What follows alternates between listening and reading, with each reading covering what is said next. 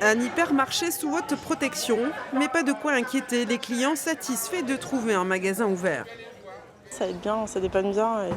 Et c'est vrai que quand on bosse beaucoup et qu'on n'a pas forcément le temps, le dimanche c'est quand même pas mal.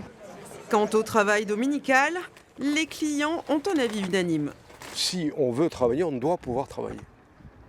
Sur avec le volontariat, bien sûr. Ceux qui veulent travailler le dimanche, pourquoi pas. Mais bon, c'est pas une obligation. De toute façon, je pense pas qu'on les oblige non plus. Si. Le refus de travailler le dimanche serait pourtant bien à l'origine du licenciement des 2 salariés de cet hypermarché. Ce dimanche matin, ils sont une soixantaine à être venus dénoncer cette mesure. Des militants syndicaux, politiques, associatifs, mais aussi des gilets jaunes ou encore le maire de la commune.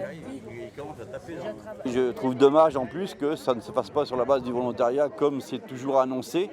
Et en réalité, c'est rarement fait comme ça, puisque quand on veut travailler dans une grande surface, on doit dire qu'on veut bien travailler le dimanche. C'est de l'exploitation. De toute façon, c'est de l'exploitation généralement dans les grandes surfaces, des hôtesses de caisse et du personnel en général. Face à la montée de la contestation, la direction s'explique dans un communiqué de presse sur l'ouverture du dimanche et le traitement des salariés.